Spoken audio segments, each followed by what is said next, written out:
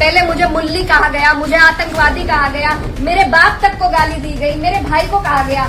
और ये कहते हुए सांसद इकरा हसन भावुक हो गई। इकरा हसन छापुर गांव के ग्रामीणों से मुलाकात करने पहुंची थी। ग्रामीणों के साथ जब बैठक कर रही थी, इसी दौरान भाजपा के एक पूर्व सांसद का नाम लिए बगैर बहुत बड़ा खुलासा करती हैं, आरोप लगाती हैं और कहती हैं, मेरा सवाल माननीय पूर्व सांसद जी से है, क्या वो अपने समर्थक का खंडन करेंगे जिनसे वो मुझे गाली दिलवा रहे हैं? क्या उनके घर में बहन बेटी नहीं है? मेरा सवाल सीधा सिर्फ उनसे है कि उनका अत्यंत नजदीकी समर्थक, पहले मुझे मुल्ली कहा गया, मुझे आतंकवादी कहा गया, मेरे बाप तक को गाली दी गई, मेरे भाई को कहा गया। जो लोग ये पूछते हैं कि मेवात वालों को माफ कर दिया था और उसे क्यों नहीं माफ किया, उन्हें मैं ये बताना चाहती हूँ कि ये पहली घटना नहीं है, ये पहली नहीं है घटना। और सीधी सीधी जो गंदी गालियां दी गई है वो सिर्फ मेरे नहीं लगी, मुझे नहीं फर्क पड़ता, न उस व्यक्ति से पड़ता, न उसके चरित्र से पड़ता, न उसकी बोली से पड़ता, लेकिन जो संदेश समाज में जा रहा है। और मुझे खुद कप्तान साहब का फोन आया कि आप तहरीर भिजवाइए। दोस्तों, इकरा हसन भाजपा के पूर्व सांसद प्रदीप कुमार के किसी करीबी व्यक्ति का जिक्र करती हैं और कहती हैं कि उस व्यक्ति के द्वारा इकरा हसन को बदनाम करने की साजिश की जा रही है, कोशिशें की जा रही हैं। इकरा हसन को सरेआम तरह तरह के गलत, खराब, बेहुदा शब्दों का इस्तेमाल करके उनको बदनाम किया जा रहा है। इकरा हसन इसके अलावा सरकार पर भी निशाना साधती हैं। एक तरफ तो ये सरकार हमारी बहनों को एसडीएम की कुर्सी पर एक एक दिन के लिए बैठा रही है, जब उन कुर्सियों की शोभा ही नहीं रहेगी, कोई गरिमा नहीं रहेगी, तो क्या फायदा है वहां बिठा के।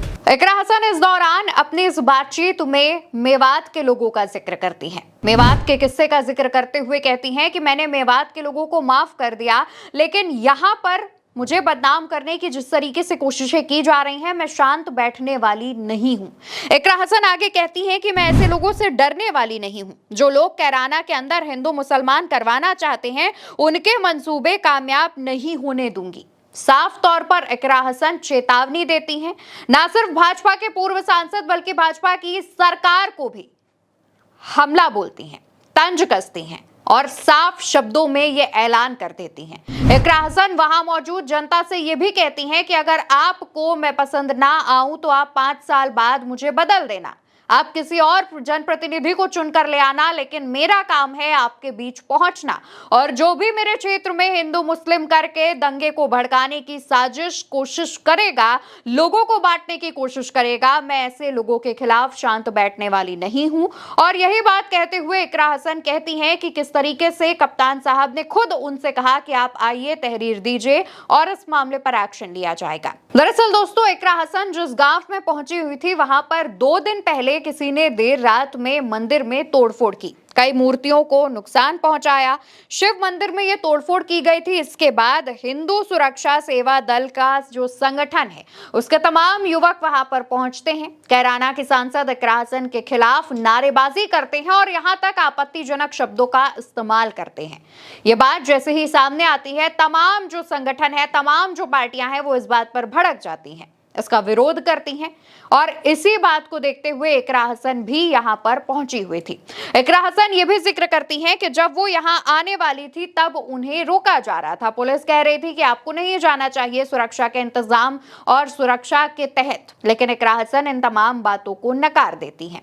बताते चलें कि इस दौरान एक वीडियो भी सामने आया था जहां पर एक युवक इकरा हसन मुर्दाबाद के नारे लगा रहा था, इकरा हसन के लिए गाली गलौज के शब्दों का इस्तेमाल कर रहा था और सभी युवक बाइक पर बैठे थे और सिर्फ इकरा हसन के खिलाफ नारेबाजी कर रहे थे। ये वीडियो सामने आया था तब खूब जमकर आलोचना हुई थी, लेकिन उसके बावजूद इकरा हसन अपने फैसले पर अडिग रहीं। इकरा हसन न सिर्फ गांव में पहुंची बल्कि लोगों से मुलाकात की। समाजवादी पार्टी की तमाम ऐसी सांसद हैं, उनमें से तेज तर्रार सांसदों की गिनती में इकरा हसन आती हैं। अपने परिवार की तीसरी पीढ़ी है इकरा हसन जो राजनीति में एक्टिव हैं, कैराना से राजनीति करती हैं, उनका गढ़ है। और ऐसे में इकरा हसन के ही संसदीय क्षेत्र में जब ऐसी घटना होती है तो इकरा हसन मौके पर पहुंचती हैं। फिलहाल इकरा हसन ने जिस तरीके से भाजपा सरकार पर निशाना साधा है, भाजपा के एक पूर्व सांसद पर बहुत बड़ा खुलासा करते हुए आरोप लगाया है। देखने वाली बात होगी कि अब उस सांसद के खिलाफ क्या कोई एक्शन लिया जाता है, क्या उस सांसद को भाजपा की सरकार फटकार लगाती है या फिर इकरार हसन के सपोर्ट में भाजपा के सहयोगी दल आते हैं। आप क्या सोचते हैं?